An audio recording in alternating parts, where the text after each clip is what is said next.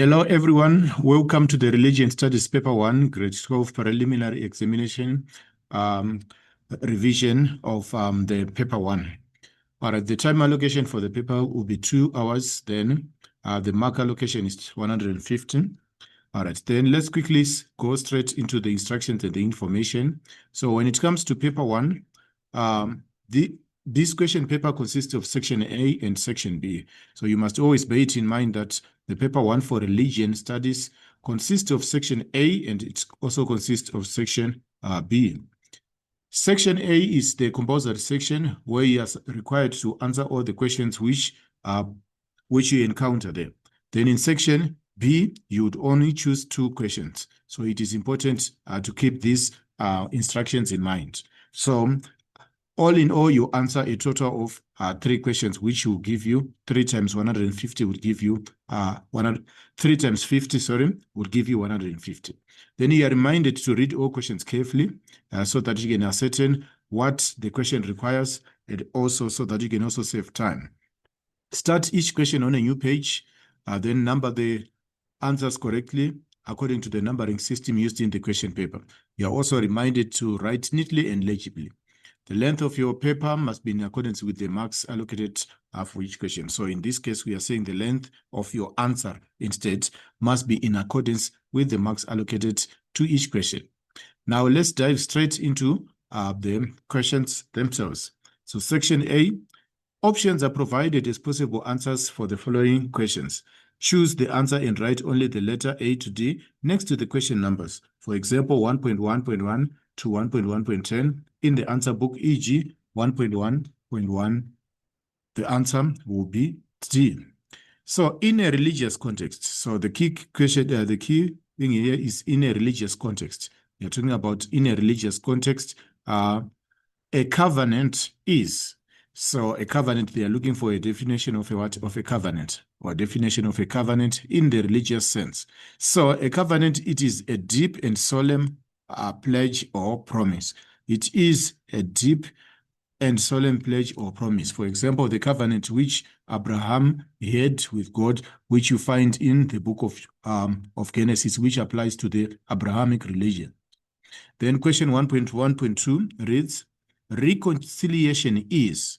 So when you talk about reconciliation, we are talking about understanding and forgiveness between 2 people who have previously had a bad relationship. That is what we call reconciliation. This is the understanding between 2 people and forgiveness between 2 people or 2 parties. It's not only about people, but it can also be about parties who had a bad relationship. That is reconciliation. So the correct answer there would be the letter C. 1.1.3, one of the following is the Hindu scholar who leads the worship in the temple. So in the worship temple, a pandit is responsible for leading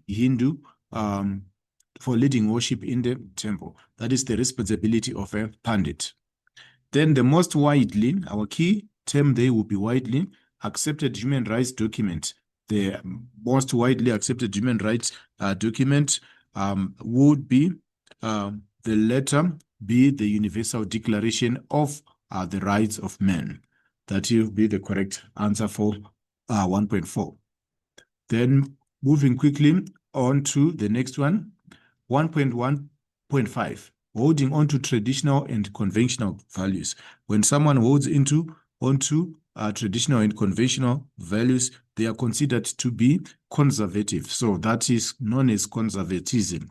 When you hold on to traditional or conventional values, you are regarded as someone who is conservative.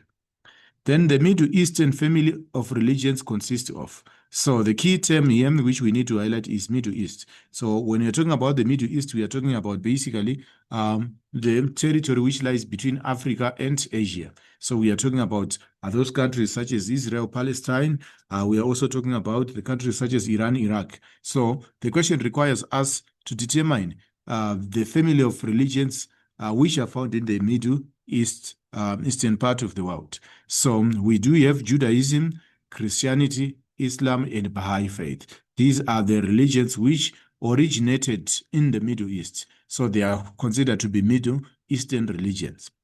Then 1.1.7, conservative Judaism, meaning that the traditional form of Judaism. So we need a description which is appropriate for the conservative Judaism. It believes that the Torah was given by God through ideas that humans mediated.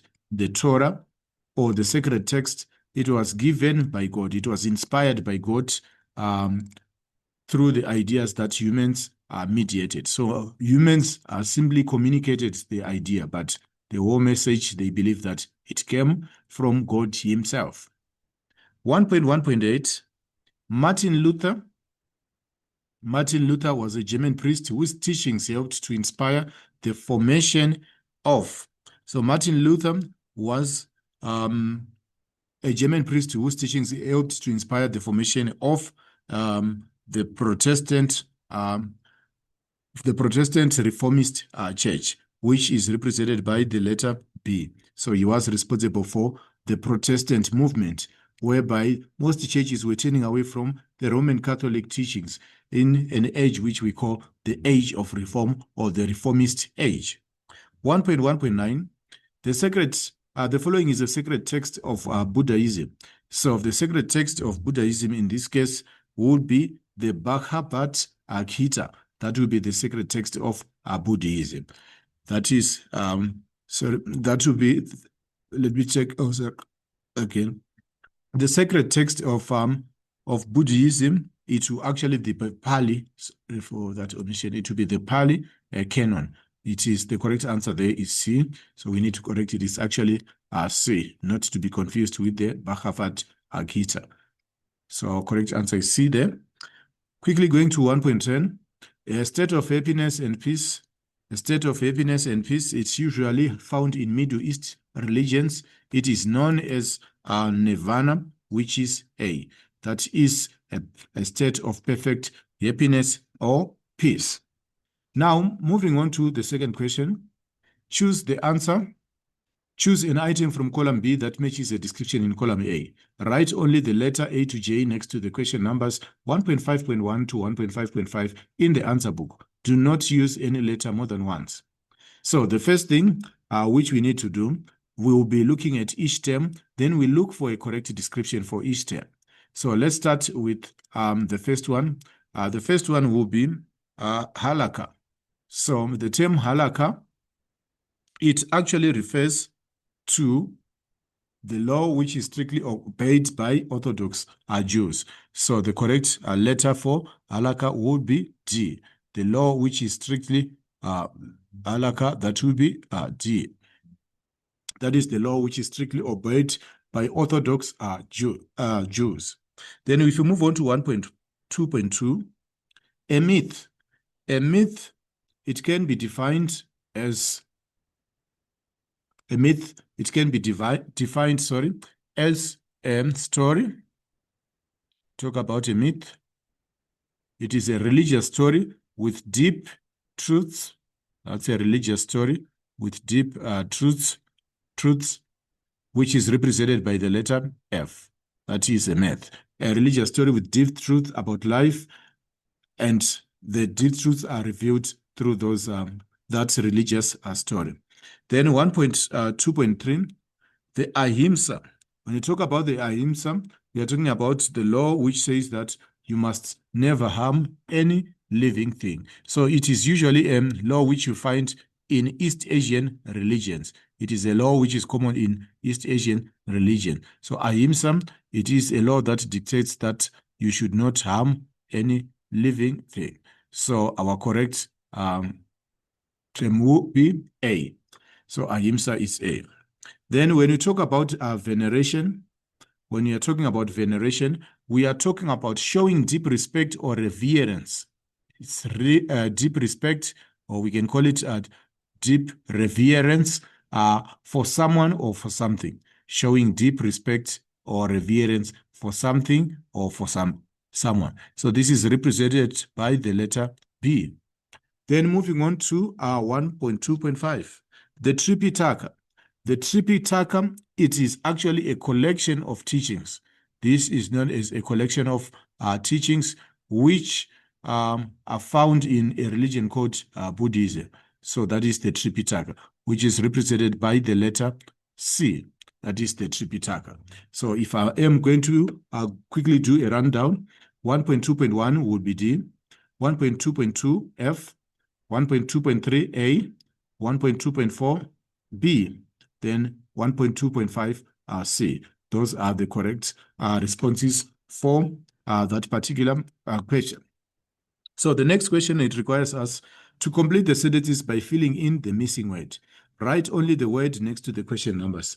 1.2.5, 1.2.1 to 1.2.5 in the answer book. When a religion describes its God as omnipotent, it means they believe their God is. When a religion describes their God as omnipotent, it means that their God is almighty. The correct term there is almighty.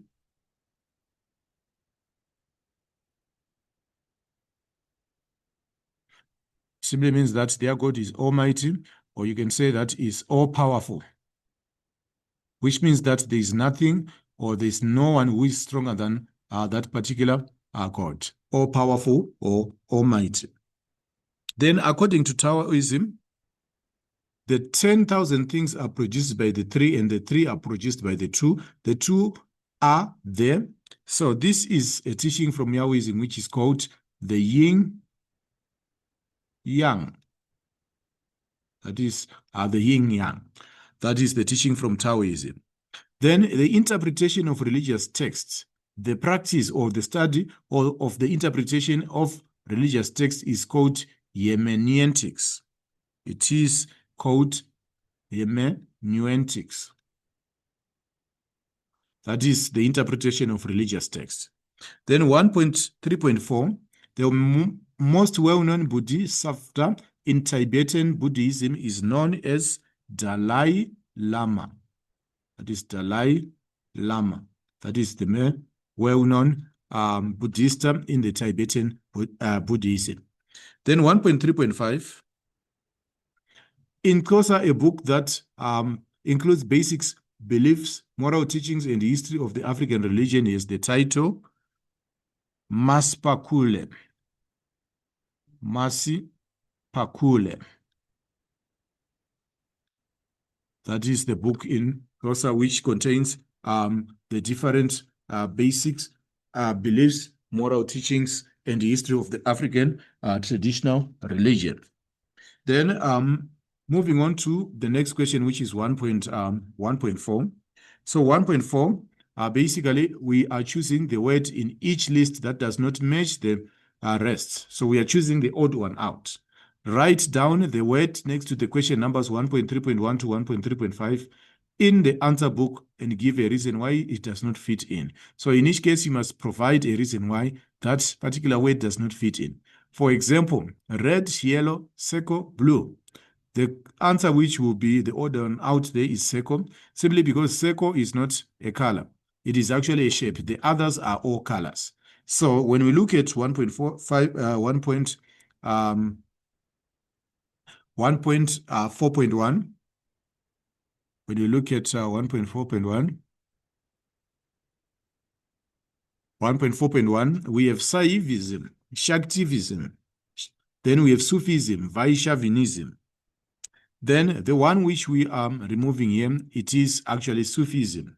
Sufism will be the odd one out. So I'm going to highlight Sufism simply because Sufis, all the rest are Hindu schools. When you look at the rest are Hindu schools, or they are Hindu schools of thoughts. You can call them Hindu schools of thoughts. The rest are Hindu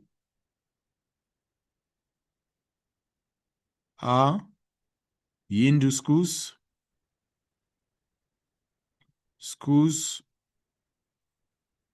of thought. The rest are Hindu schools. These are different forms of what of Hindu. So moving on to 1.4.2, we do have incarnate, resurrection, evolution, and salvation. All right. So our odd one out in this particular case would be, our odd one out will be evolution. Simply because if you look at incarnate, this is a term which is used in Christianity. Resurrection, it is a term used in Christianity. Salvation is also a term used in Christianity. So evolution is the odd one out simply because it is a term used in scientific Darwinism. So the rest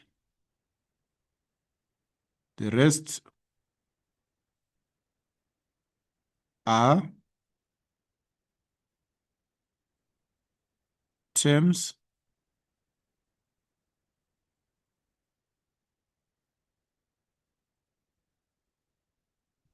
used in Christianity.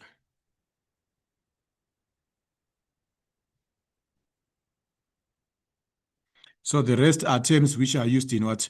In Christianity. So that's why we are singling out evolution. Then if you move on to 1.4.3, 1.4.3, it actually reads Ramayana, Mahayana, Theravada, Vajrayana. All right, that is 1.4.3. So the odd one out there, it will be Ramayana. Let's highlight Ramayana. It will be the odd one out there in that particular case. That is the one which we are singling out simply because the others are subdivisions.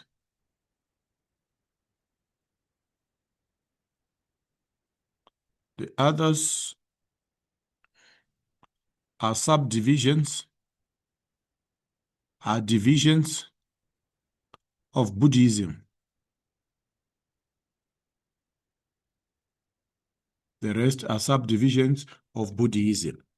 Then we have 1.4.4, which reads Inhlavi, Isangoma, Injoli, Ilima. So, which one is the odd one out? If you look at this one, we are going to single out Ilima, simply because if you look at Inhlavi, that's the name of that's a title which is given to someone in ATR. Isangoma, the same applies. That is the name of a person in ATR. Injoli, that is also a title which is given to a person with a role in ATR. But so the rest are for 1.4.4. The rest are people who lead ATR rituals. The rest are people who lead ATR rituals. The rest are people who lead rituals in ATR.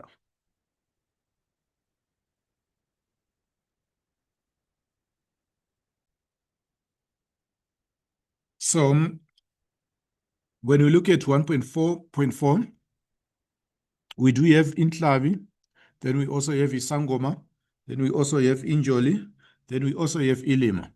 So if you look at these, out of this form, the unique one will be Ilima. The odd one out will be Ilima, simply because the rest refer to people who conduct or who lead rituals. The rest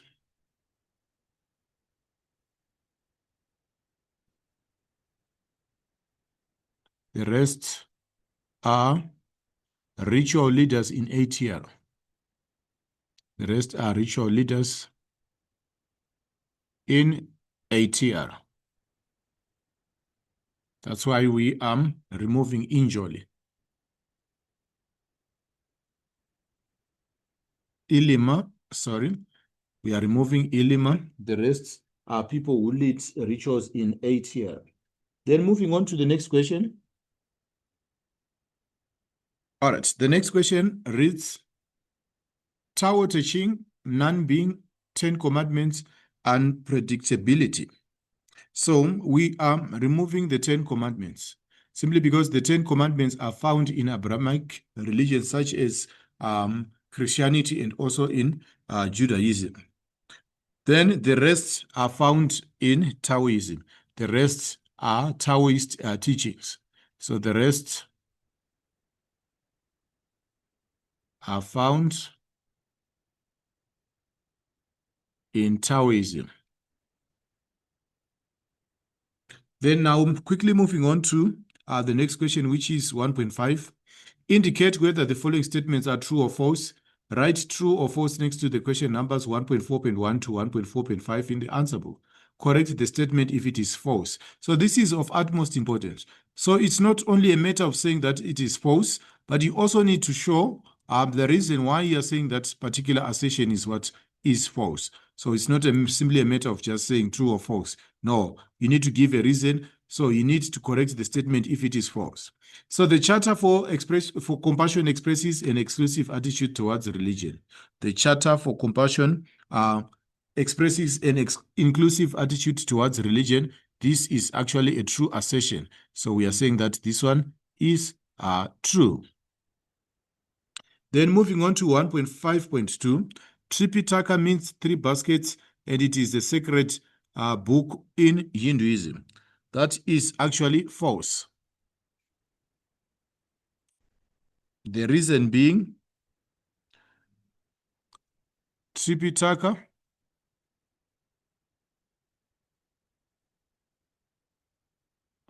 means 3 baskets,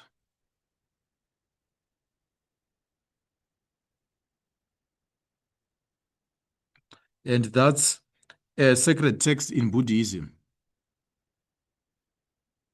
Is a sacred book in Hinduism, a holy book in Hinduism. So instead of, in Buddhism, so it is found in Buddhism, not in Hinduism. So what we are removing there is Hinduism, then we are replacing it with Buddhism. Then a mantra is a religious text. A mantra is a religious text.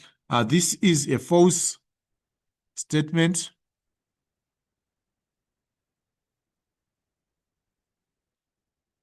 All right, this is actually a false statement. Mantra does not refer to a religious text, but it is a short sacred verse. Short sacred verse.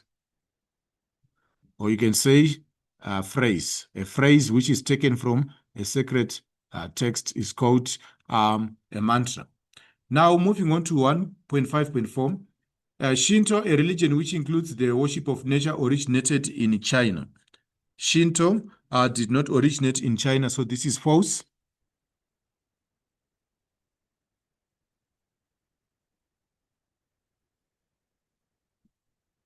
Shinto originated in Japan. Shinto or Shintoism.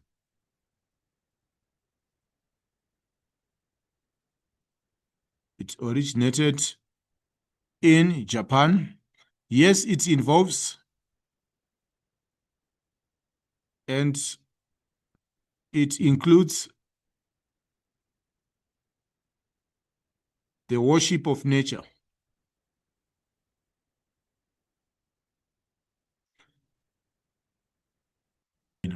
Then in the context of religion, write 2 explanations or sentences on each of the following concepts.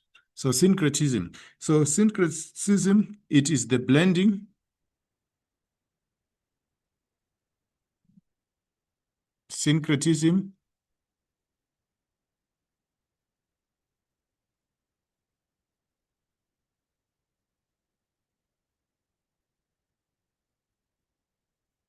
it is the blending of 2 religions. Syncretism, it is the blending of 2 religions, or it is a combination or the combination of 2 different teachings.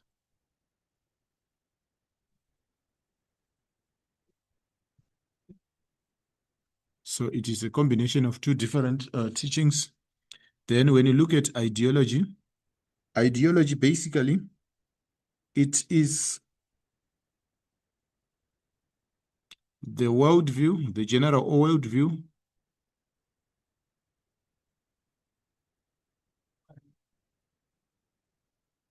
It is the general worldview that shapes meaning.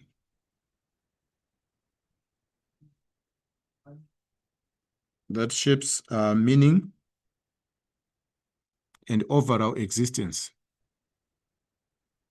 Overall existence. So it is the general worldview that shapes meaning and the overall existence. That is what we mean by ideology. Now, moving on to the next question, which is, so that is the ideology. Now, moving on to the caliph. The caliph, basically, this is a chief Muslim civil and religious ruler. So the caliph, that is the chief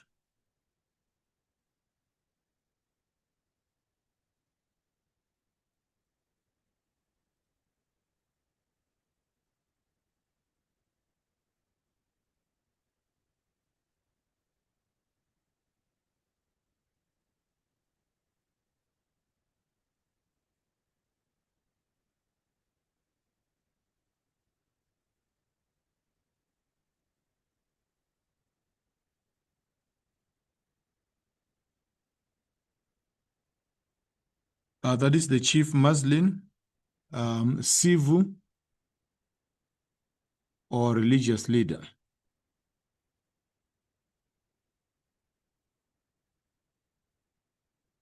So basically, that's a religious leader in Islam. That is what we call the caliph. Then a diviner, it is a diviner found in 8th era. A diviner is found in 8th era. Then it can be called by different names. It can be called an inyanga.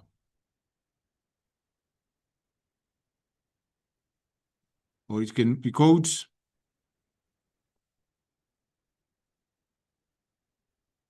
also be called a sangoma.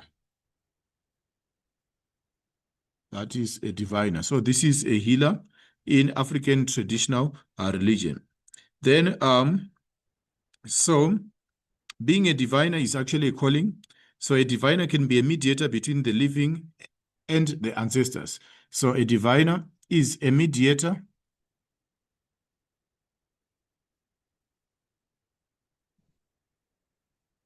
between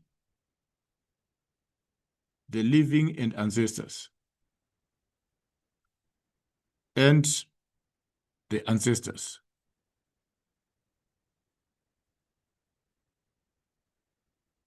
That is a diviner.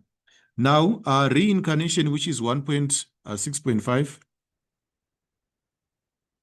Reincarnation, it is a belief. Reincarnation is a belief that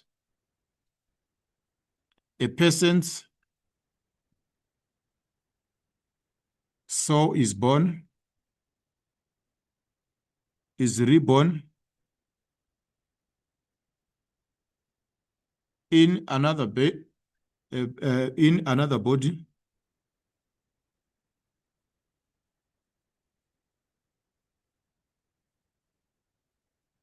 after death.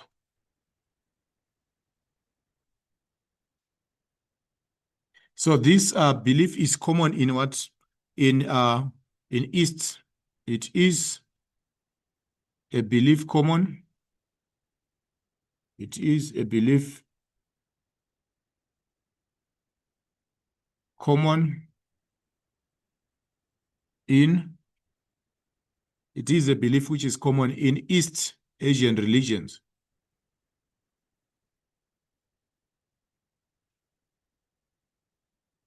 So this belief, it is mainly found. Okay, now moving on to section B. So we do have a strict instructions.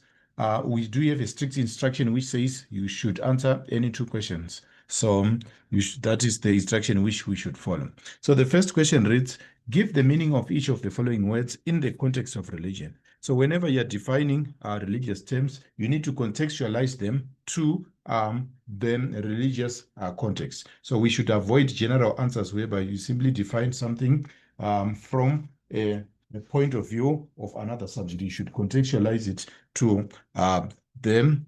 You should contextualize it to the what? To the subject. So the first question reads, dogma. So we need to have a definition of what? Of the term dogma.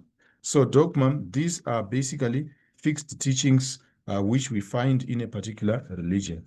These are teachings without which are unquestionable, which are not usually questioned by the believers. So you can say that we can actually start by tracing the origins of the term dogma. So dogma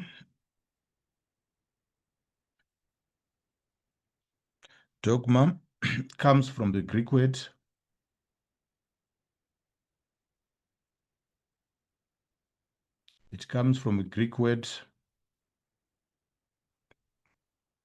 which means the same as opinion. The same as opinion. So a dogma, it can be an opinion.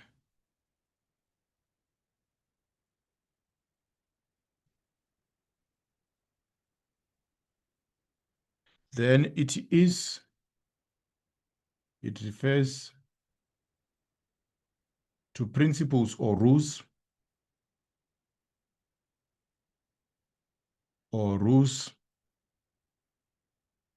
laid out by a collective authority. These are the rules which are laid out by a collective authority.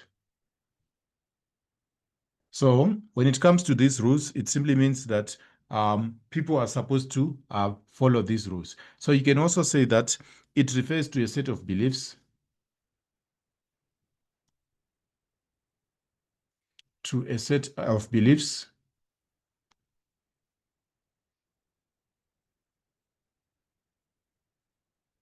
which are considered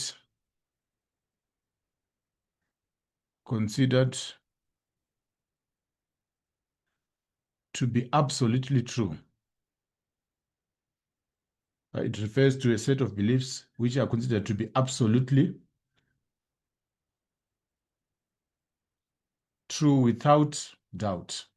So it refers to a set of beliefs which people consider to be absolutely free without doubt. So that is the first term, which is dogma. Now moving on to difference. So difference, remember what I said, we need to contextualize with the subject. So when you talk about differences, we are talking about features. The features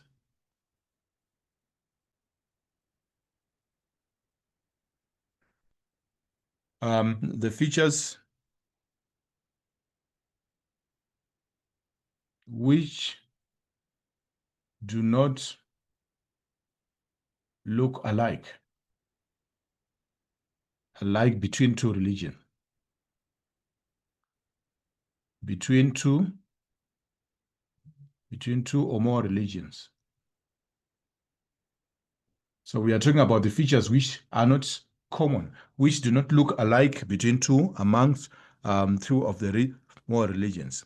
So we can also say it is a point of divergence between two religions.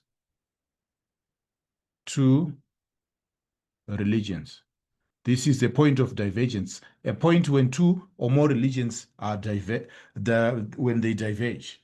For example, in Judaism, they believe that Jesus Christ is actually, in Christianity, they believe that Jesus Christ is God incarnate. But when you go to Judaism, they believe that Jesus Christ was simply a messenger. He is not necessarily God himself. So that is a point of divergence between two or more religions. So this is a major difference between two or more religions. Then comparability. When we refer to comparability, it is when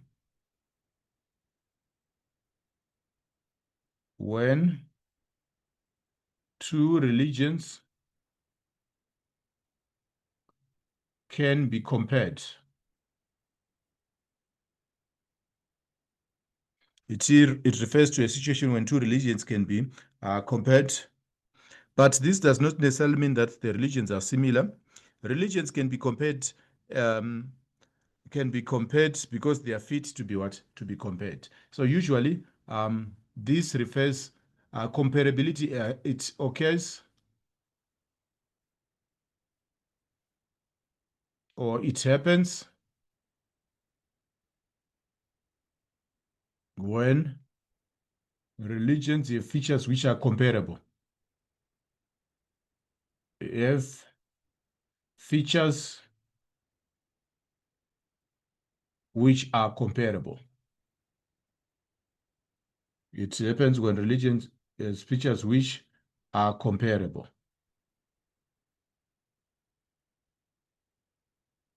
So we are not saying that these religions will be similar, but they simply have one or two features which can be compared to one another.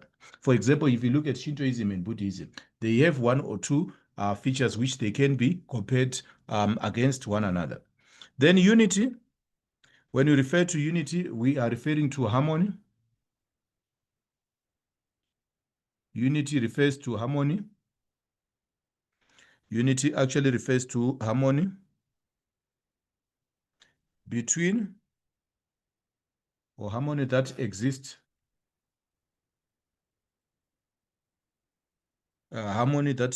among religions. Unity simply refers to the harmony that exists amongst religions. When two religions have unity or harmony, that refers to unity. Then when we move on to 2.2, 2.2, it actually says, explain the following concepts, give one example of each.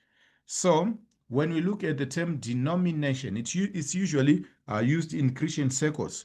A denomination, it can mean a subgroup.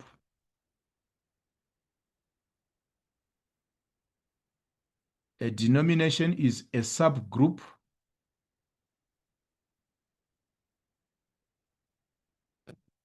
of a particular religion. Denomination refers to a subgroup of a particular religion, that is a denomination. For example, e.g., the Roman Catholic Church,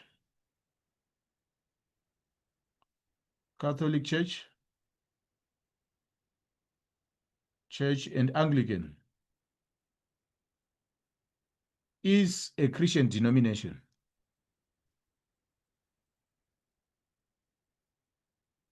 The Roman Catholic Church is a Christian denomination. All right, to make this clear, what we are saying is that within one religion, there are different subgroups. For example, in the Christian religion, we do have Christianity as the religion. Then under Christianity, we have different subgroups such as the Roman Catholic Church, the Anglican Church, the Lutheran Church, the Dutch Reformed Church. We also have the ZCC Church. We also have the Apostolic churches. So all those are subdivisions which are found in Christianity. So that is what we refer to as a denomination. Then moving on to the next one, theism. So the theism, it is the belief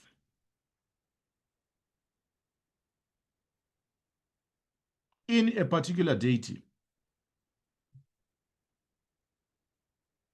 Theism, it is the belief in a particular deity. So we are saying theism, it is the acknowledgement that God exists. For example, e.g., in Islam believes in Allah.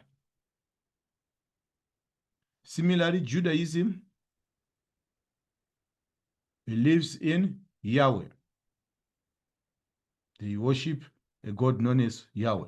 Then if you look at religions such as Hinduism, they believe in one God who is revealed in many forms. They believe in one God which is revealed in many forms, which we also know, which is also known as henotheism. Now, let's look at a parable. So when we are looking at a parable, or when we are defining a parable, so a parable can be defined as a story. It refers to a story. A parable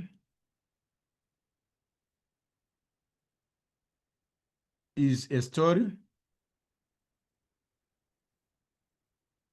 used to illustrate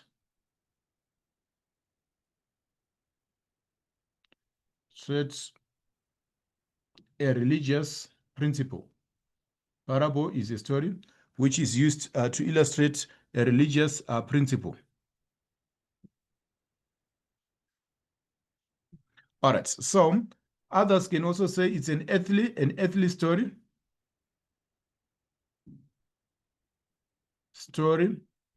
with a heavenly meaning.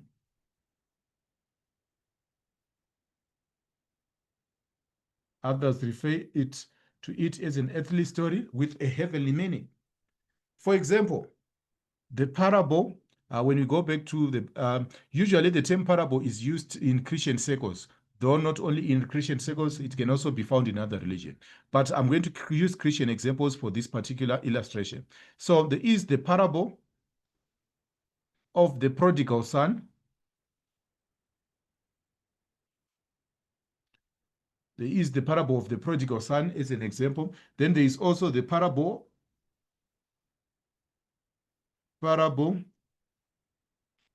of the lost sheep.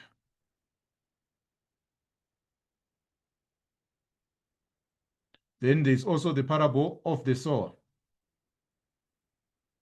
So these are stories which might sound earthly, but they are meant to portray or convey a spiritual meaning to them. So this that is what we refer to as parables. All right, so answer the following questions in full sentences. Give 2 advantages of having a strong religious identity. When you have a strong religious identity, it encourages unity within a religion. So religious identity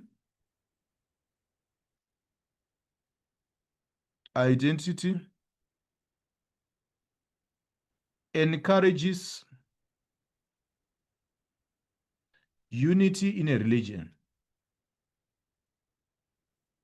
It actually encourages unity in a religion. Then in addition to that, a religious identity creates religious identity creates unity in a religion.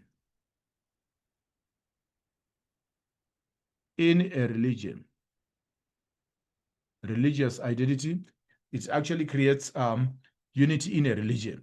Now let's go and look at the downside of this. What are the disadvantages of religious identity?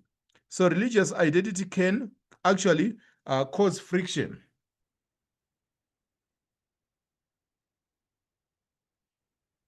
Identity can cause conflict, can cause conflict in places with multiple religions.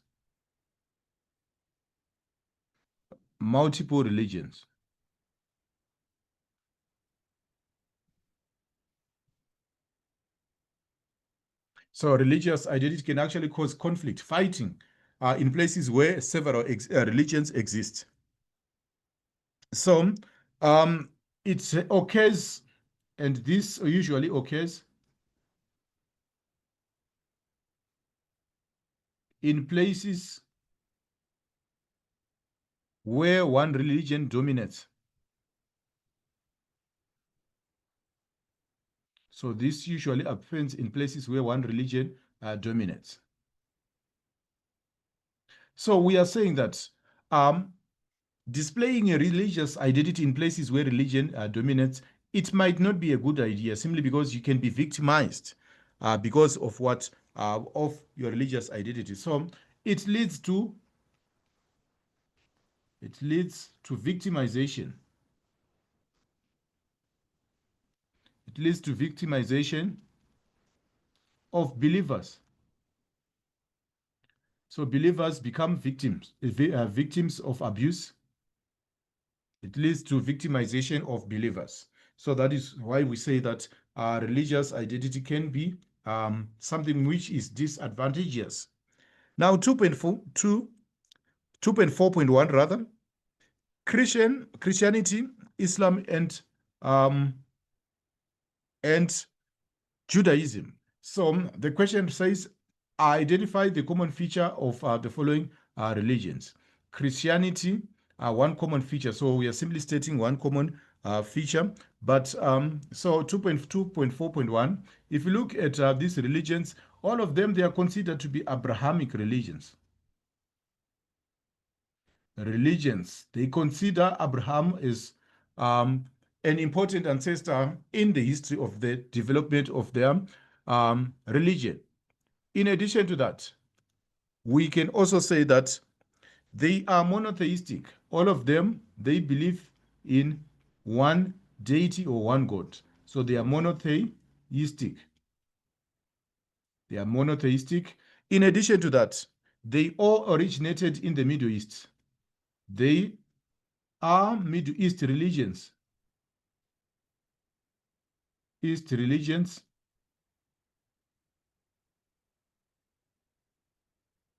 So all of them are Middle East religions. Then in addition to that, they share common prophets.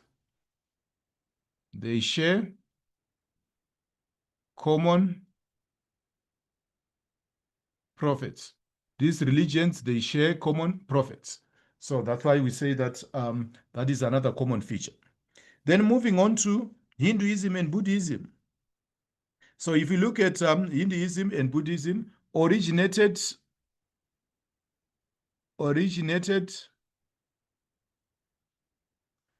on the Indian subcontinent. They originated on the Indian subcontinent. That is the first characteristic. They originated in the Indian subcontinent. Then Buddhism rather. Buddhism is Buddhism originated from Hinduism. It was born out of Hinduism. Buddhism came from Hinduism. That is something which is common. Eh? So all of them, they also teach the law of karma. They believe in karma. One action leads to another. They all believe they have a strong teaching of karma, whereby they say that you'll be rewarded or punished according to the life choices which you make. So if you make a wrong sub-choice, you'll be punished according to that particular sub-choice. Then 2.4.3, African traditional religion and African initiated churches. So if you look at these ones, they also have common features amongst them. All right.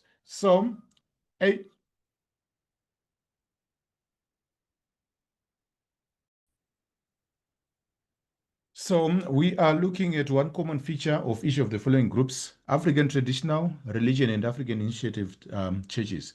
All right. So all of them, they originated in Africa. That is the first. Originated in Africa. Even from their names, African. So originated in Africa. Then in addition to that, we can also say that they include African culture. Includes African culture. They include African culture in their rituals. They include African culture in their rituals and practices. Then in addition to that, they believe that ancestors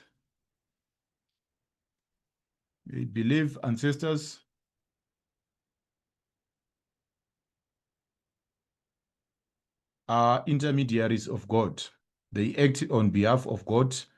They convey information on behalf of God. They are intermediaries of God. That is what they also believe in. So that is the first thing. Originated in Africa, they include African culture. Their rituals and practices also are similar. They believe that ancestors are intermediaries of God.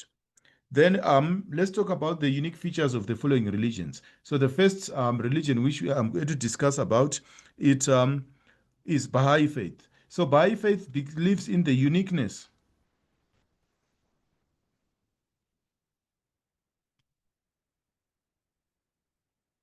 of Baha'i faith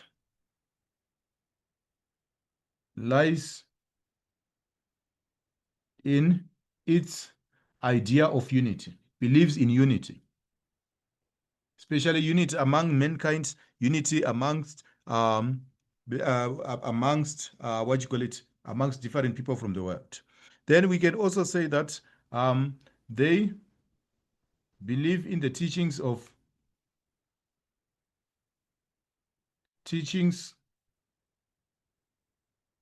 Baha'u'llah. Baha'u'llah. They believe in the teachings of Baha'u'llah. Then in addition to that, their sacred text, the sacred text is the Kitab Aqdas. The sacred text is the Kitab. It is known as the Kitab Aqdas. Their sacred text is known as the Kitab Aqdas. Then in addition to that, we can also add that they also, there is also another common feature whereby they also believe in science. Baha'i faith does not oppose science. So with other religions, they oppose science, but Baha'i faith does not oppose science. So these are the two features of Baha'i faith. Now looking at Taoism, the definition of Tao means the path of the universe. Tao means the path of the universe. All right. So Tao simply means the path of the universe. The path of the universe. Then in addition to that, they use what is called the sacred text is the Tao Te Ching. Tao Te Ching is what they derive their what you call it teachings from. Then they also believe in Taoism. They believe in yin yang, two opposing forces. They believe in yin yang, which are two opposing forces. That is what they believe in. Then moving on to Hinduism. So Hinduism, I would try to use a different color so that you can see clearly them. So when you go to Hinduism, the first feature is that Hinduism is polytheistic, it's henotheistic. They believe that there is what you call it, a particular supreme god, but there are also other lesser gods who manifest themselves also. Then in addition to that, they venerate the ancestors. You can also say that they venerate the ancestors. They venerate ancestors.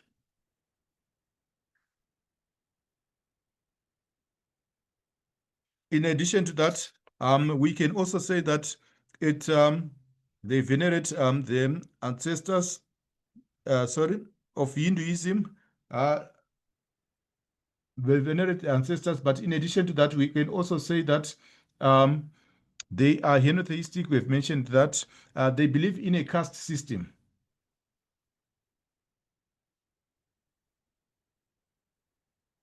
In a caste society or system.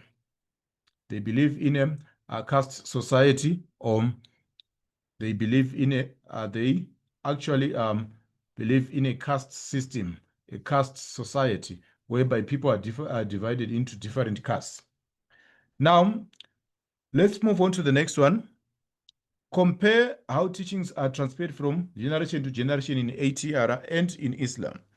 So in ATR and Islam, we need to check how teachings are passed from one person to another. So the first thing I'm going to explore how it is done in ATR. So we are going to use means of a table which we are going to illustrate on a whiteboard. So on one side, we are going to have ATR. Then on the other side, we are going to have, on one side, we are going to have ATR. Then on the other side, we are going to have Islam. So I'll start with Islam. Teachings in Islam. All right. The Quran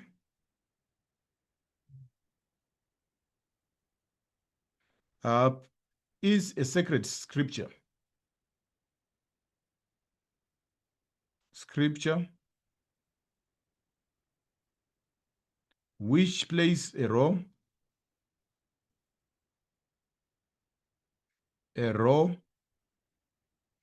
in passing on teachings from one generation to another.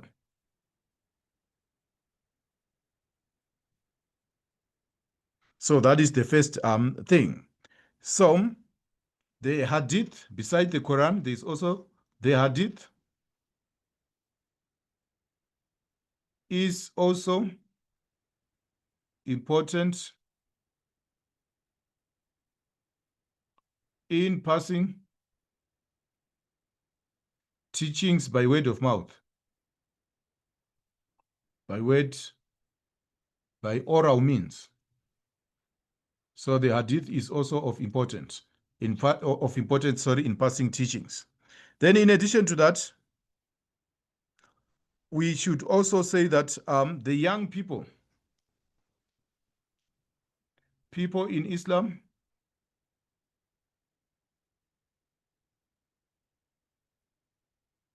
attend a school,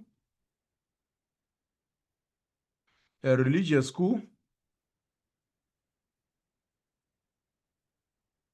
called madrasa. They attend a religious school called madrasa. They go to a religious school which is called madrasa. Then in addition to that, we can also say that teachings can also be passed from young people, from older people onto the younger generation. Now in African traditional religion, in ATR, which is ATR, ATR does not have written scriptures. Does not have written scriptures. There are no written scriptures in ATR. Rather, ATR has a strong oral tradition. In ATR, teachings are passed from one generation to another through oral means, through the spoken word. Yes, a strong oral tradition. Teachings are oral. Strong oral tradition. Yes, teachings are oral rather than written. Then elders play a crucial role. They play a crucial role of handing down teachings from one generation to another. It is the responsibility of elders to hand down teachings from one generation to another. All right, so that is these are the main differences between teachings in ATR and teachings in Islam. So these are teachings in ATR and also teachings in Islam. That is how they differ. So that brings us to the end of question 2, which is marked out of 50. Now let's move on to the third question. Let's move on to the third question. So back to our question paper. Question 3, religion and the media. No matter how hard the media try to be objective, they communicate a point of view. When they communicate news, for this reason, it is important to be critical when following a news broadcast, especially if it is about something important. So this was adapted from Shatter's top class religion studies grade 12. Read the extracts below and answer the questions that follow. Elaborate on different ways in which religions can respond to negative coverage in the media. So there are various ways of responding to media coverage. So various religions can appoint. Religions can appoint a media liaison officer. Liaison officer or public relations officer. That is the first way. Relations officer, someone who is responsible for communicating with the media. So members of religion also need to, members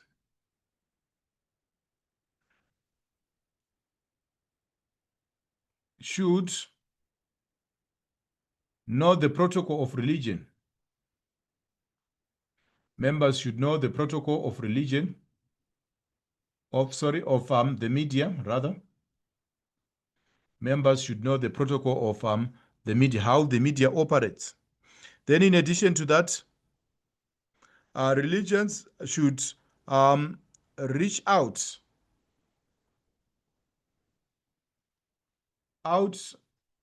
to media houses where there is information,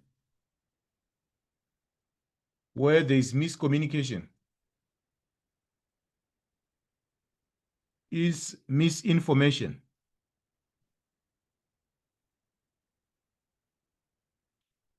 All right, they should reach out when they think that their religion has been unfairly portrayed in the newspaper.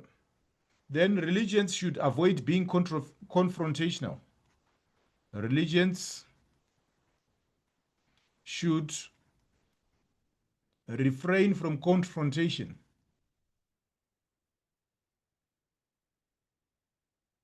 They should refrain from confrontation, which might have bad results. Then in addition to that, we can also say that religious authorities should be objective. Religious leaders should be objective in their approach. They should maintain objectivity, whereby they unbiasedly address issues instead of taking the side of their religion.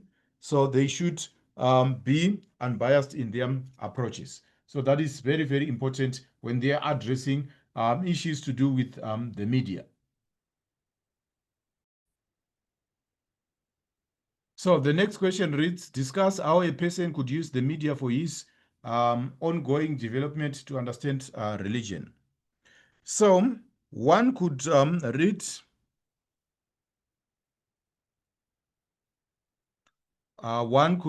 articles. One can read articles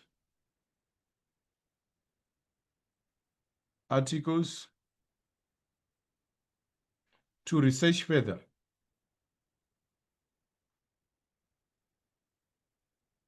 About religions. They can make use of articles to read further about religions. That is number one. Then one can subscriptions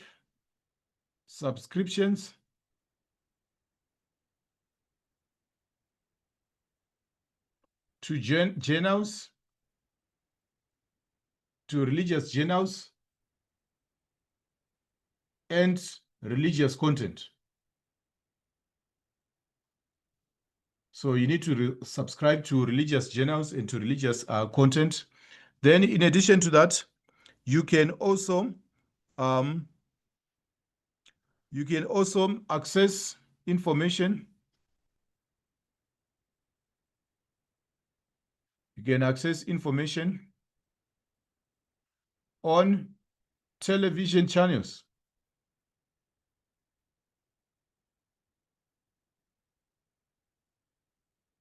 and social media channels and social media pages. They can also provide you with information. Then, use of reliable sources. So don't believe just everything which you read on newspapers, but rather make use of reliable sources. So reliable sources can inform you in an objective way. Then there is also need for critical thinking. It's not all about accepting facts as they are. There is also need for critical thinking. When you analyze things, you need not to accept facts at face value. So you need to critically dissect things and analyze them before you accept them for their weight. Then moving on to the next question. In your opinion, what are the two most important principles? So principles to keep in mind when one uses the media as a resource for religious growth and development. So when one uses the media as a resource for religious growth and development, what should be kept in mind? So the first thing is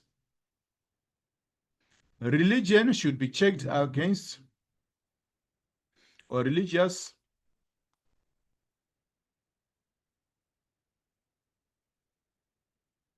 all right, let me correct this.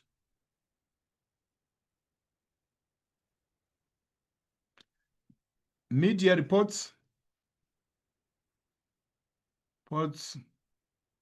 should be checked for accuracy. So don't just believe anything, but you should check for accuracy. So you can compare with other reports. That is the first thing. You must compare with other reports before you just accept it for face value. Then you should also be aware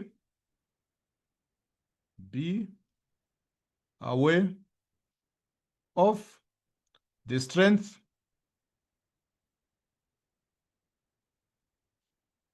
and weaknesses of that media, of that type of media. For example, social media, it has several weaknesses of the media.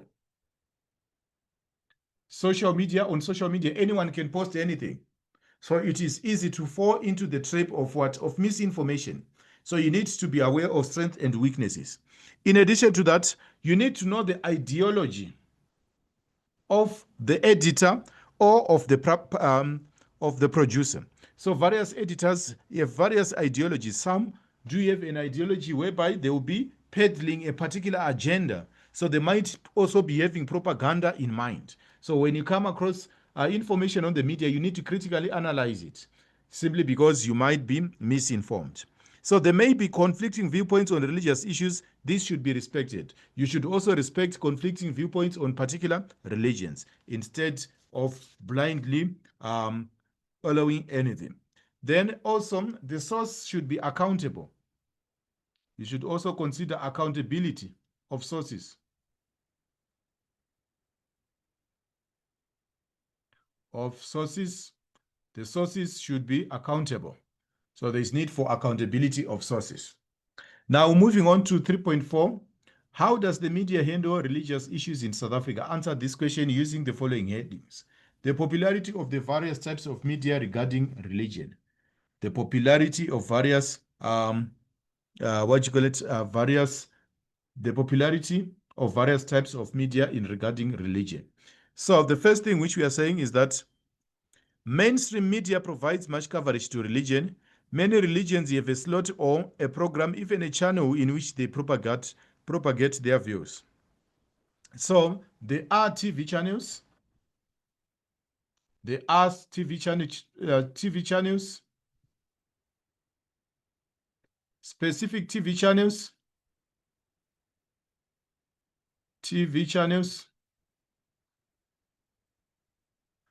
and radio channels.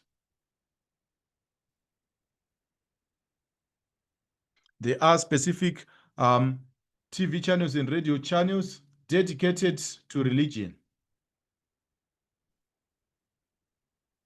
There are specific radio channels which are dedicated to religion. For example, e.g., we have Pulpit TV.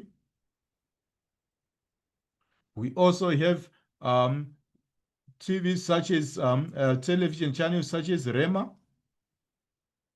Then we also have TBN as a television channel. So we do have those radio channels and TV channels. Then we also have what we call tele-evangelism.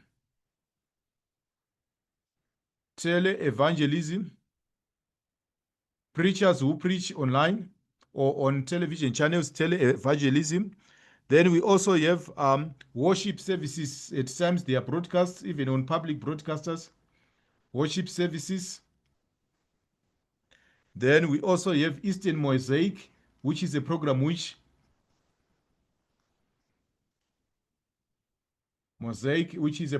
focuses on Eastern religion. Then we have another another TV program called Om, which focuses on Hinduism.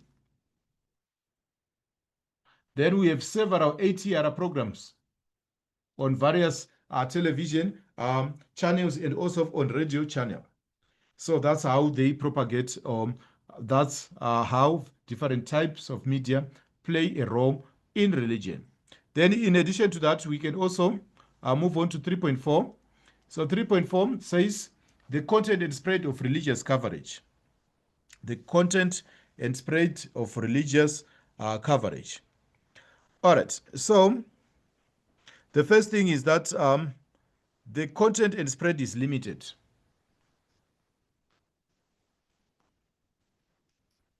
And spread is limited because of certain reasons. The content and spread is limited. Then the media tends to sensationalize issues, to exaggerate issues.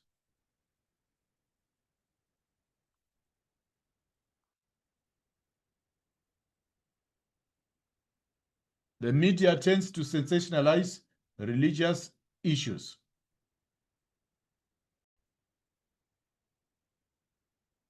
So the content and the spread is limited. Media tends to sensationalize religious issues. They have a tendency of exaggerating when it comes to religious issues. They add more information which might not be accurate. Then in addition to that, we should also bear in mind that they tend to be negative towards, media tends to be negative towards mainstream media. They tend to be negative towards mainstream media.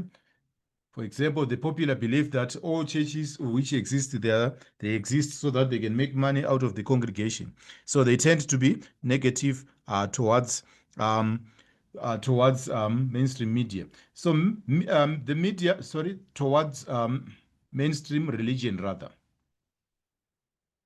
Towards mainstream religion. Then media tends to be more secular. They tend to be more secular as opposed to being religious.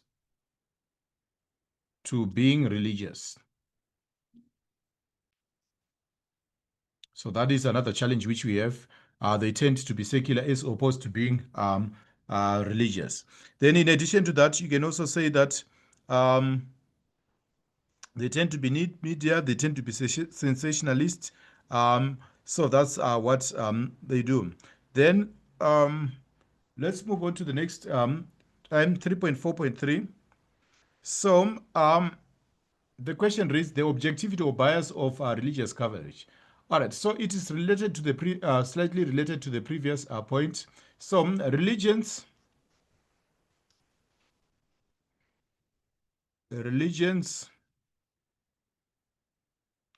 are usually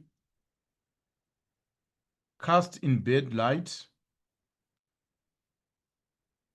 They are usually cast in bad light by media houses. They are usually cast in bad light by media houses, meaning that media houses, they reports are based on on the company's editorial policy.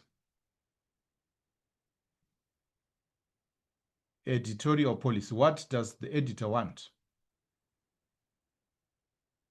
It is usually based on the company's editorial policy. Then the content is not usually objective. Religious content is usually not objective in the media. Is usually not objective. They do not usually report without bias. They are usually biased. So the religious content is usually not objective. Usually they make use of propaganda. Media houses, they usually make use of propaganda. So these are some of the things which happen in South Africa's media space.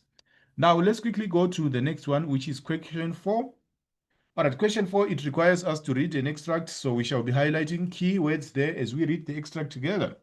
So this is something to do with the conflict in Iraq. So obviously, this is a typical example of religious conflict, perhaps.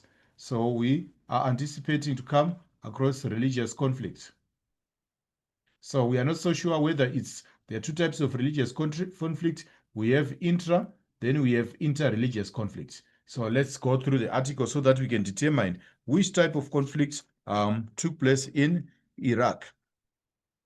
All right, under President Saddam Hussein, Iraq as a country was united but oppressed. Its economy was based on the oil industry and it was booming. Everyone was living in comfort. Saddam Hussein was a Sunni Muslim. We need to highlight that as well. But he was not a very strict Muslim. By establishing political alliances with some Shia leaders, yes, Saddam was able to enjoy support from a wide sector of the population.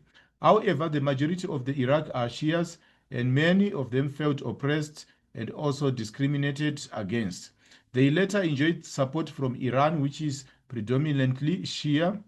The invasion of Iraq by the United States of America and its allies in 2003 unleashed internal forces over which the USA had no control. So, the invasion of Iraq by the United States of America and its allies unleashed internal forces over which the USA had no control. Various factions took advantage of the worsening security situation. From the point of view of establishing peace and democracy, the stated goal of the US, the invasion has been a failure so far. And with so many other conflicts, acts of terror that is targeting civilian populations of the other side have led to an increasing escalating of the polarization of public opinion. This has made it even easier for extremist groups to recruit people to their cause on both sides. And so the spiral of violence continues to escalate even after the USA withdrew from Iraq during President Barack Obama's first term. That is 2008 to 2012. What reasons did the United States give for the invasion of Iraq? So if you go back to the text, you find that they, according to them, they wanted to establish peace. That is, according to the USA. Their intention was to establish peace.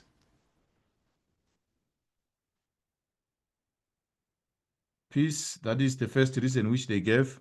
Then in addition to that, they said that they wanted to establish to establish democracy. Democracy. They believed that Iraq was not a democratic state, so they wanted to establish democracy. Then also to disarm Iraq, to disarm Iraq of weapons of mass destruction. According to them, Iraq had weapons of mass destruction which they wanted to disarm. Then 4.1.2, Saddam Hussein was not a very strict Muslim. How did this affect Sunni-Shia relationship under his rule? So he was, Saddam Hussein was tolerant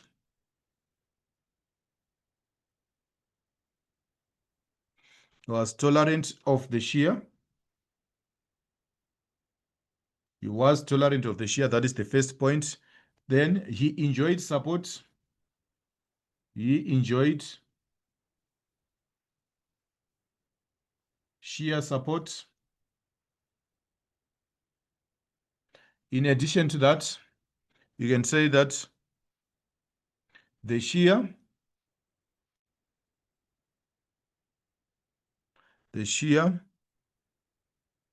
gave him political support.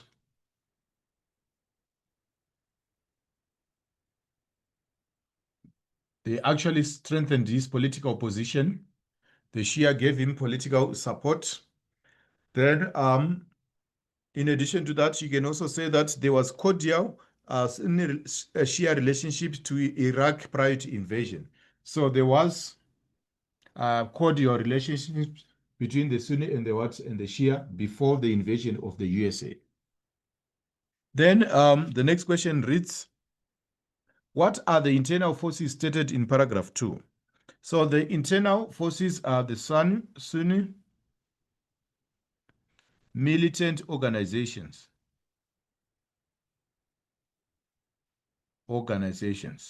So these are the militant organizations coming from the Sunni side. Then you can also say that the Shia militant organizations.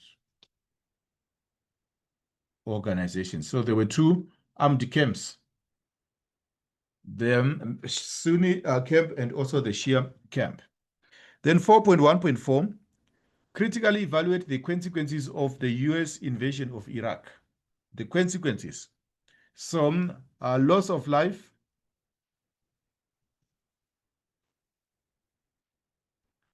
Then the second one, civilians were killed.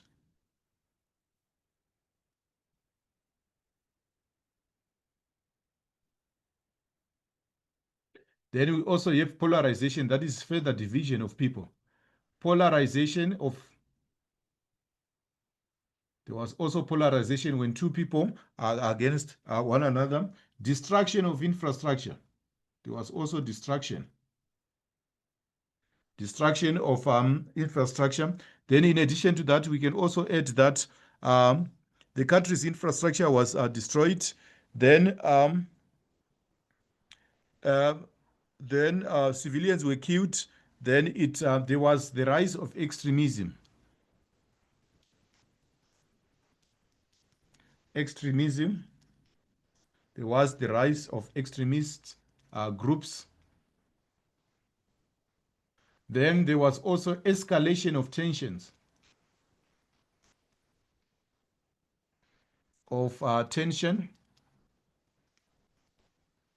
Escalation of tension, it was also another major thing.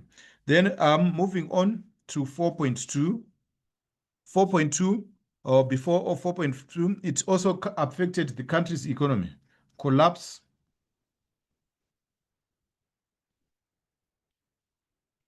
of the country's economy. There was collapse of the country's economy as well. Then the USA got cheap oil from Iran. Those are some of the things. Then the USA appointed a puppet government to rule over the country. They actually formed their own government, which they cherry-picked. Now, moving on to 4.1.2, 4.1.5, which I'm going to write below. To what extent is the conflict in Iraq a religious conflict? So for this type of question, you can agree that it is a religious conflict, or you can say that it is basically a political conflict. So the first thing which we are going to say is that this is a conflict. This was a political and economic conflict.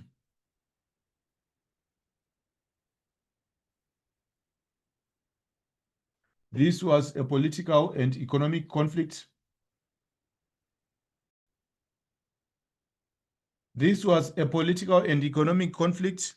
So basically, this was a political and economic conflict. Why do we say that? Before the US invasion,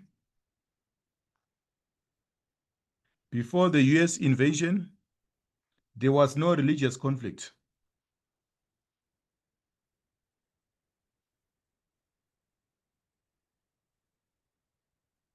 Before the invasion of the USA, there was no religious conflict. Then conflict began after the invasion.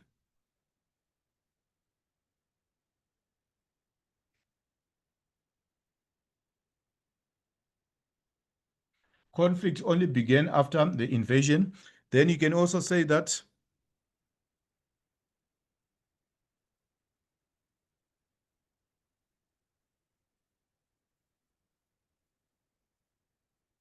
religious differences are often highlighted in any conflict.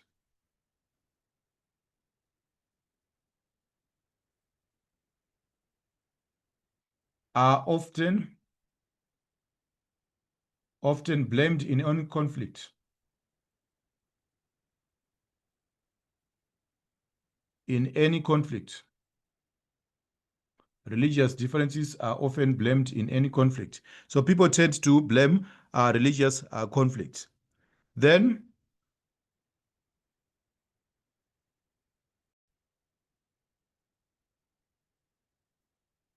all right, there was a political and economic conflict before the USA invasion. There was no conflict. Conflict began after the invasion. That's when conflict began. So, religious differences are often blamed in any conflict. People tend to blame religion instead of addressing the main issues there. Now, 4.2 reads, suggest 3 practical strategies that religious conflict can use to create a society free of religious conflict. So there are so many ways in which they can do this. They can actually, they must sign peace agreements, signing of peace agreements,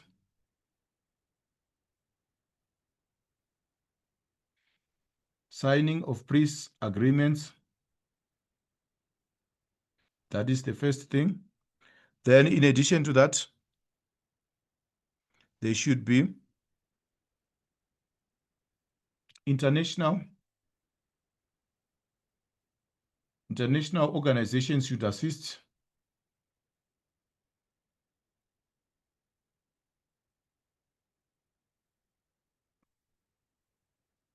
such as WCC, World Council of Churches, Religious Council, so they should also intervene. Then, in addition to that, you can also say that the Parliament of World Religions,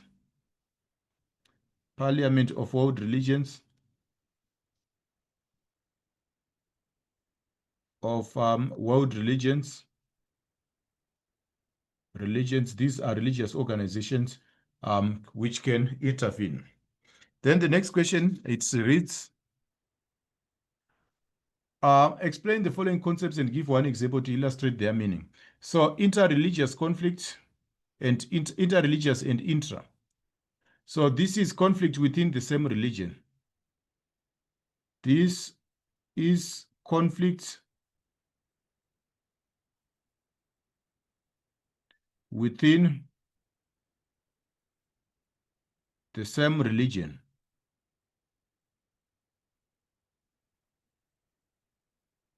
This is conflict within the same religion, e.g., the Shia and Sunni conflict. Then the next one, which is 4.3, 4.3 would be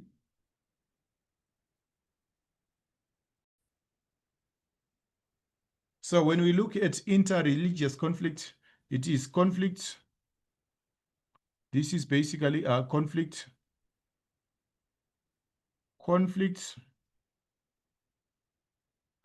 between 2 or more religious groups. This is conflict between two or more religious groups, e.g.,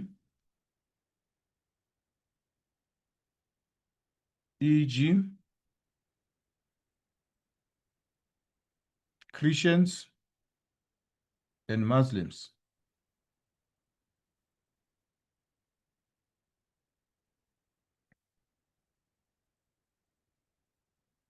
So what we need to bear in mind is that intra, it takes place within the same religion. Then inter, it takes place between different religions.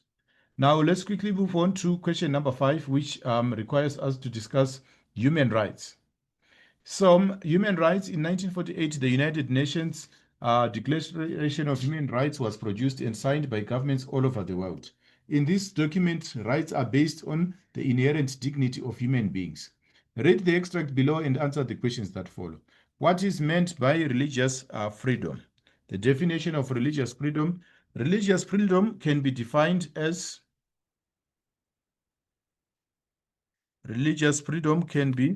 defined as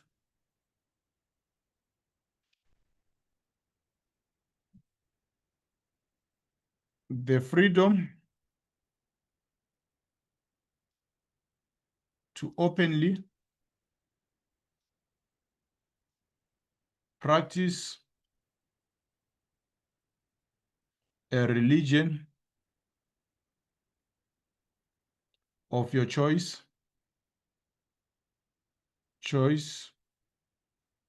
without to openly practice the religion of your choice without fear of persecution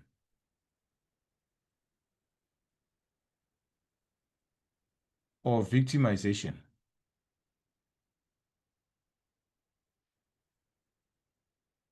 Freedom to openly practice a religion of your choice without fear of persecution or even victimization. So, this is found in the Universal Declaration of the Rights of Human Rights, which is in 1948. Then it is also found in South Africa's Bill of Rights. It means that every person is free to choose his or her own religion. He or she is also free to practice it as long as it does not infringe on the rights of others. So we also need to add this dimension. So freedom, so it should not infringe on other people's rights.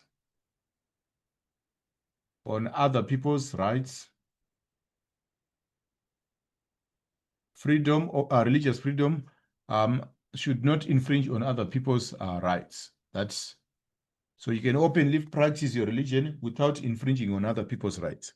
5.2. Why is it important to be aware of both our rights and responsibilities?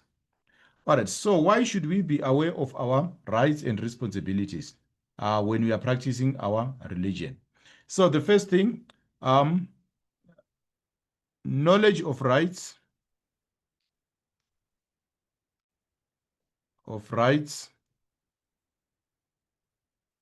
knowledge of rights empowers us,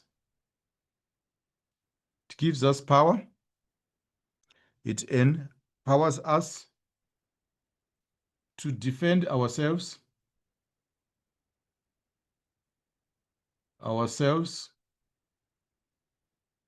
against prejudice, discrimination,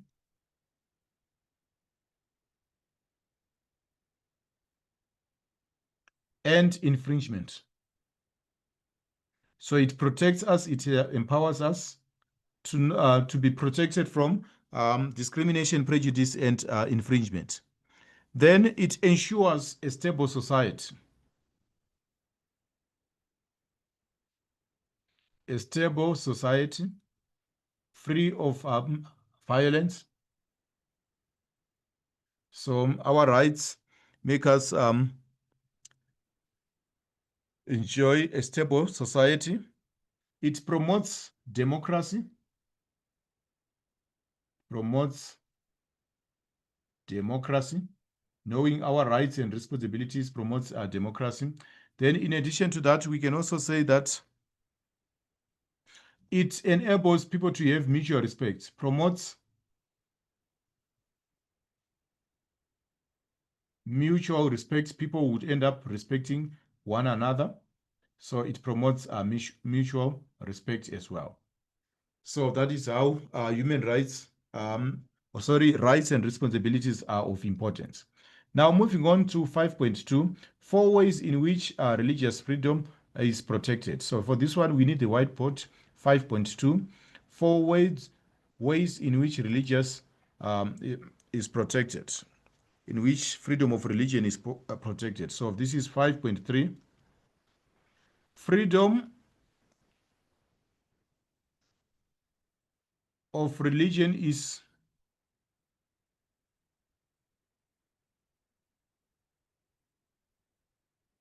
is protected in the following ways.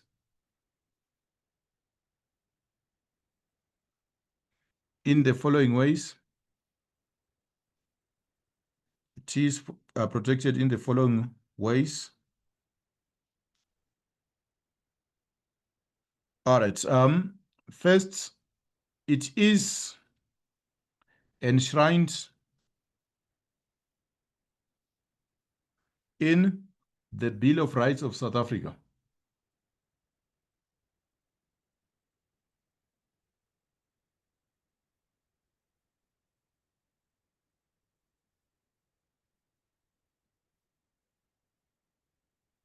It is enshrined in the Bill of Rights of South Africa, of South Africa's constitution. So it's contained in South Africa's constitution. Then secondly, the constitution is the highest law of the land.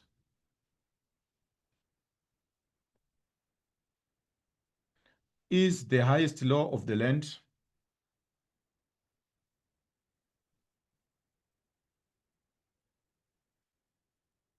So nothing can go beyond the constitution.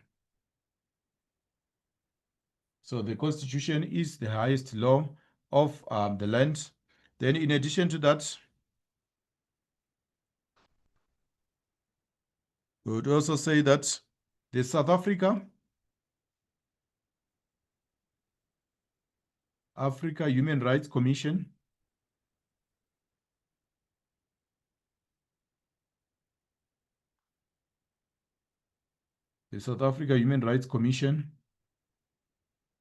protects all human rights.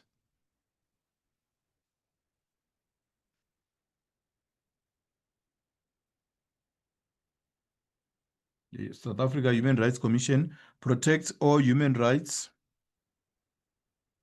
listed in the Bill of Rights.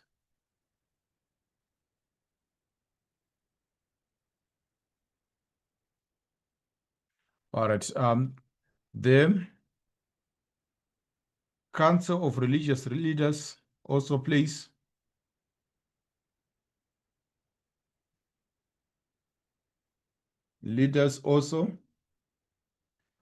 plays a big role, a huge role. So these are the institutions which protect South Africa's freedom of religion. One, it is contained in the Bill of Rights, which is of South Africa's constitution. The constitution is the highest law of the land. The South African Human Rights Commission protects all human rights listed in the Bill of Rights. The Council of Religious Leaders also plays a huge role in protecting our religious freedom. So this is 5.3. Now, going back to the question paper, we need to take the next one, 5.4. How does religion contribute to the basic human right of freedom of religion, belief, and opinion? So 5.4 will be taken back to the whiteboard. 5.4.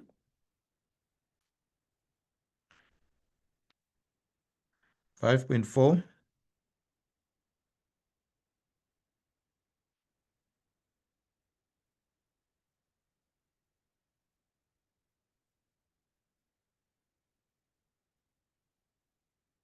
All right, 5.4. How does religion contribute to the basic right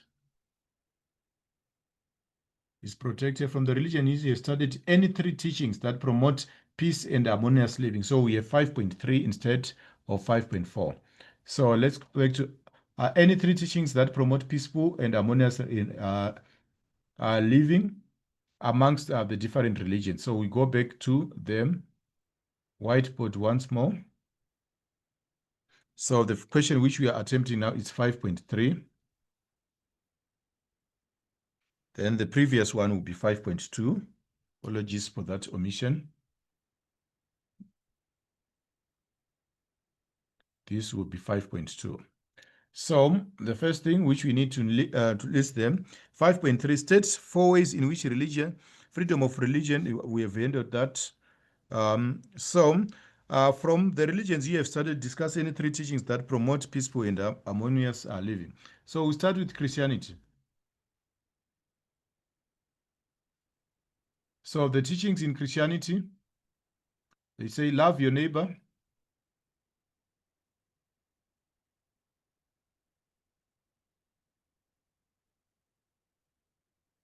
as you love yourself. So that's the first teaching, love your neighbor as you love yourself. Then it also says that you must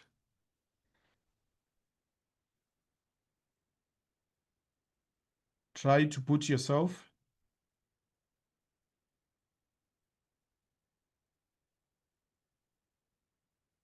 in someone else's shoes. Then in addition to that, we would also list the fact that you must forgive unconditionally.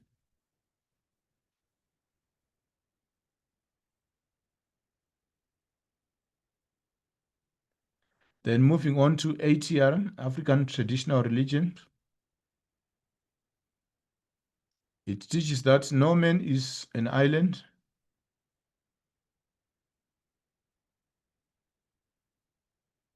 It further teaches that we all need one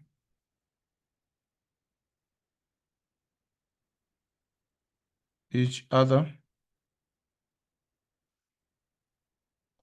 in one way or another.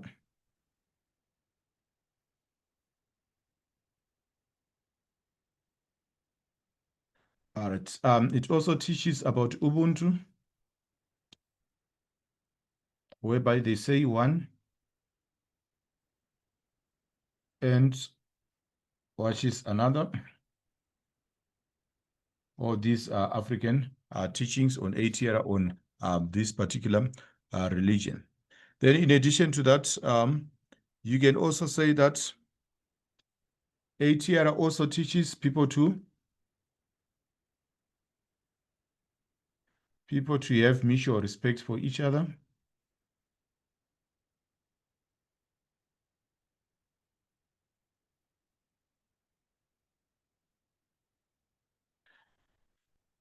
Then if we go to the East Asian religions such as Hinduism and Buddhism,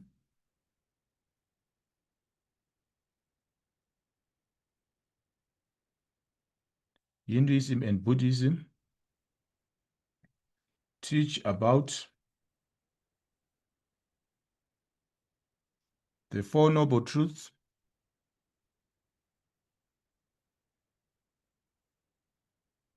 and the law of karma. The Four Noble Truths and the law of karma.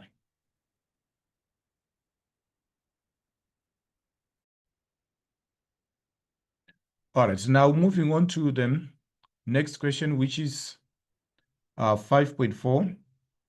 How does religion contribute to the basic human rights of freedom of religion, belief, and opinion? So this can be done in several ways. All right, various religions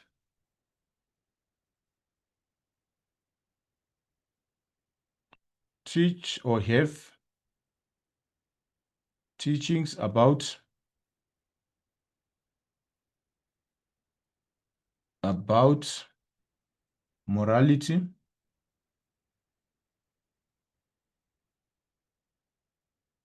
Various religions have teachings about morality. For example, atheism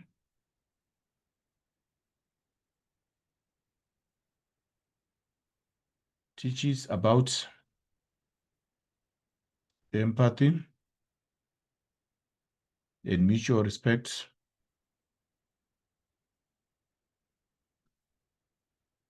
All right. Other religions also teach about love.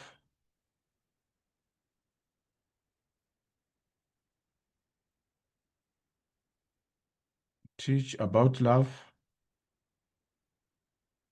and peaceful coexistence.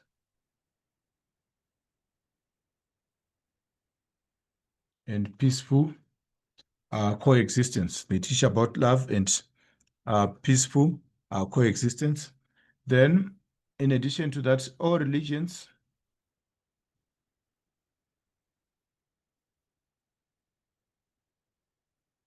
are regarded, all religions are regarded as equal in terms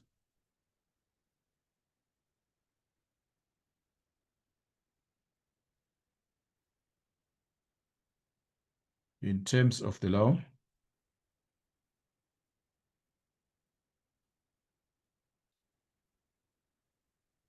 All religions are considered to be equal in terms of the law. Now, moving on to 5.5. 5.5. Okay. Before 5.5, we also need to add one or two things on 5.4, whereby in South Africa,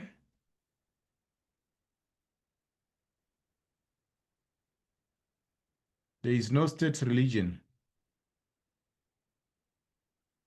There is no state religion.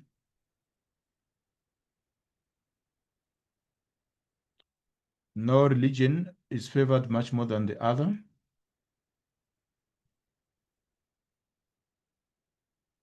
Then religion does not have a say in government,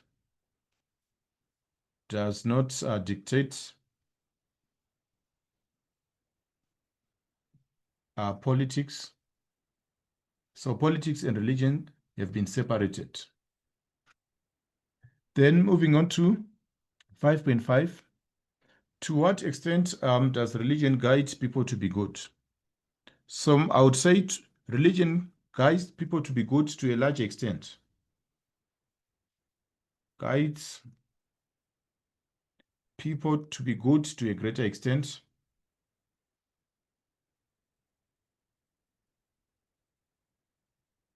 To a greater extent because of the following reasons.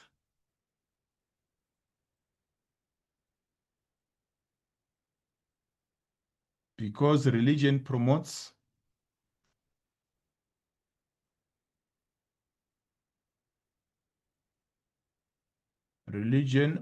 peaceful coexistence. Religion actually promotes the peaceful existence of different people.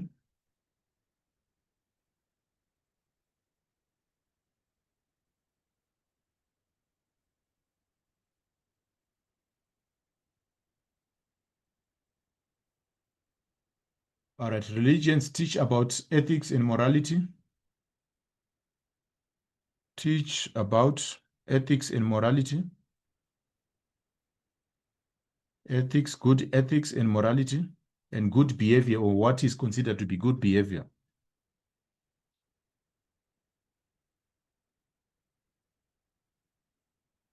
So we can say religion is a strong guide, to good behavior, in molding good behavior. It is a strong guide to good behavior. But on the other side also, you can say that religion is not the only source of morality.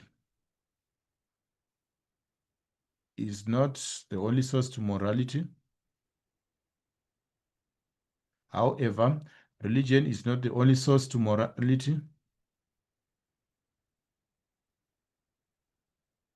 There might be other sources to morality, which might play another role, which might play another role in the same way religion does. Then also religion promotes, or religious teachings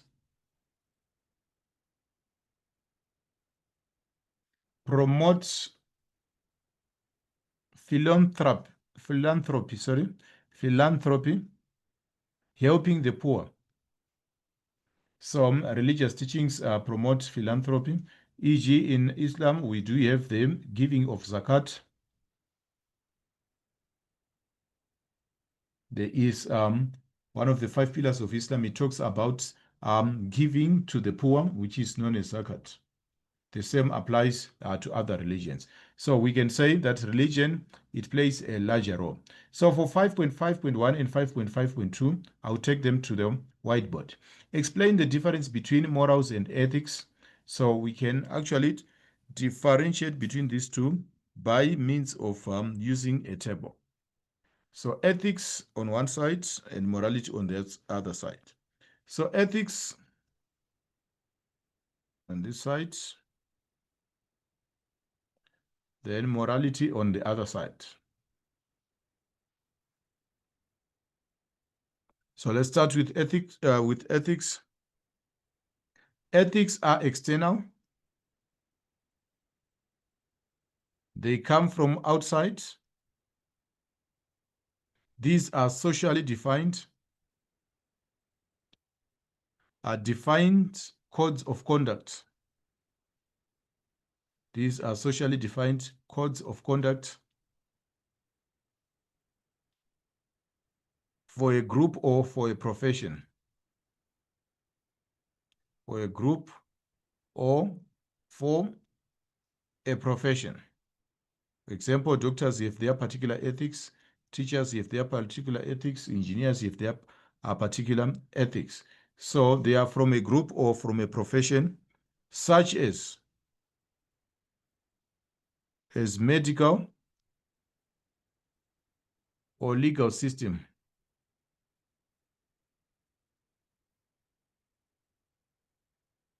All right. Then on the other side, morality guides. Morality is internal.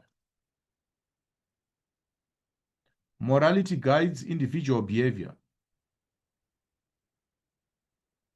Guides your own individual behavior, your behavior as a unique individual. Morality guides your own individual behavior.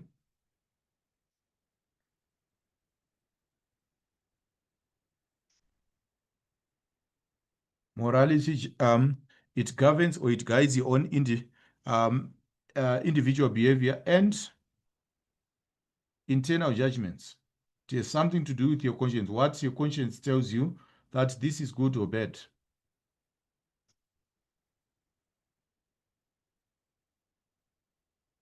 Then, ethics are meant for group behavior.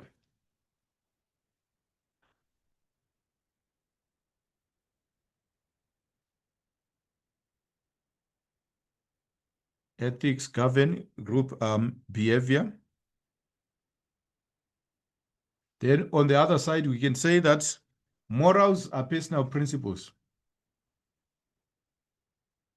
Morals are personal principles which are based on individual. These are morals are personal principles are based on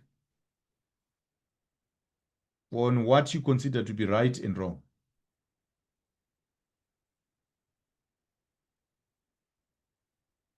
To be right or wrong.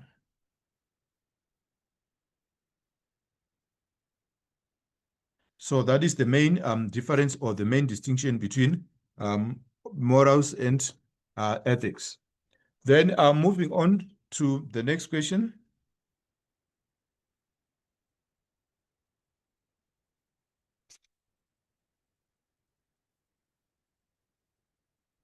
All right, the next question reads, With reference to one religion, discuss three teachings that refer to morals and ethics. So in other words, the question is asking for the moral and ethical teachings of one religion, at least three moral or ethical teachings of a particular religion.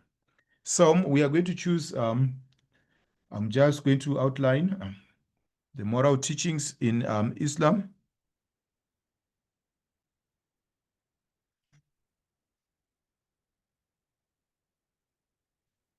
All right. All right. Islam teaches about the importance of zakat,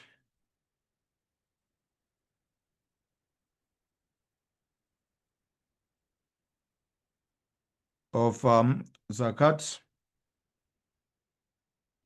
as a mandatory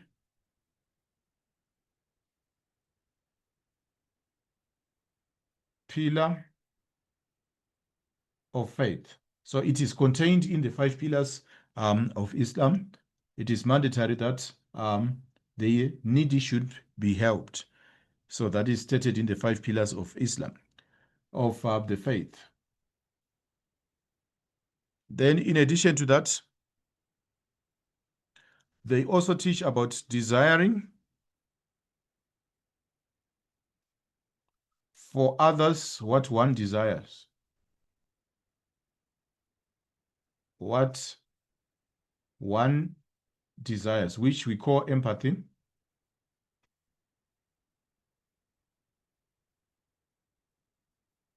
Then in addition to that,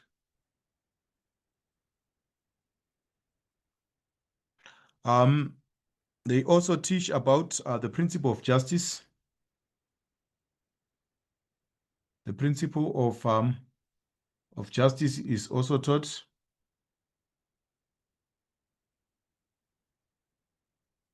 Taught as outlined in the Sharia law, as outlined by the Sharia law.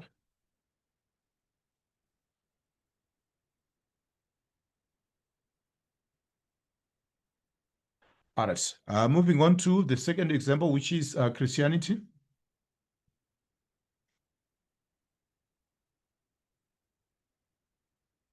According to Christians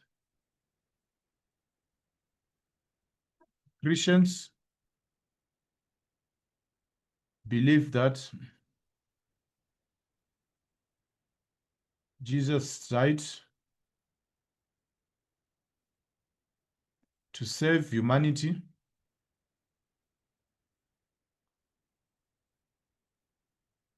and that God raised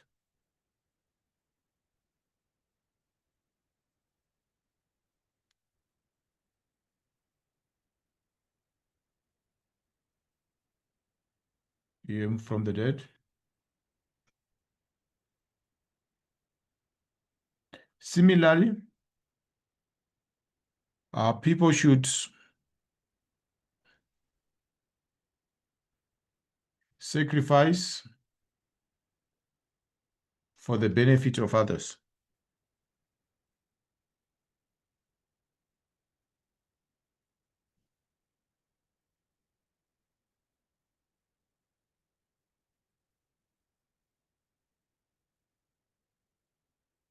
By following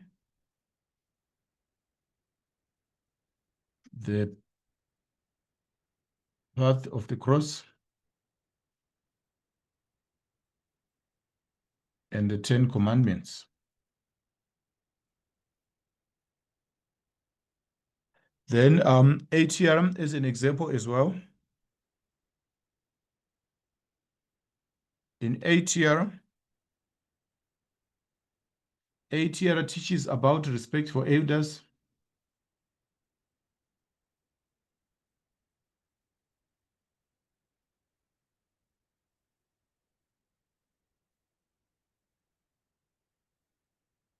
ATR teaches about respect for elders and ancestors.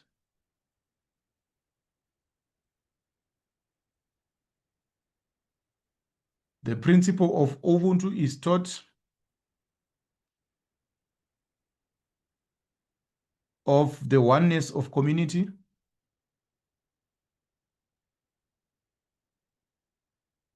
Which is known as Ubuntu, is taught as well. The principle of Ubuntu is taught by ATR.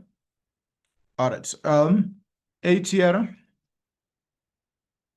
emphasizes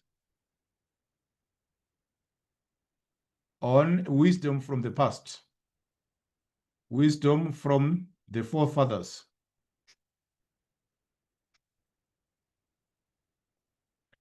All right. ATR also teaches about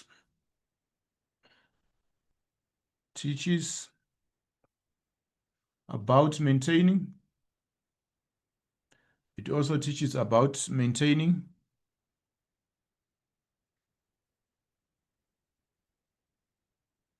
a sustainable relationship with the environment. ATR also teaches about maintaining a sustainable relationship with nature and the environment.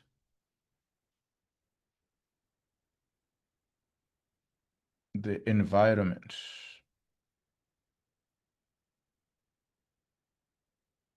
So these are basically the three teachings that refer to morals and ethics in Christianity, Islam, and also in ATR. So you can see that this is the last question, which is 5.8. This brings us to the end of this particular discussion. We hope to meet you soon in other discussions, especially for the paper 2 discussion and other discussions as well.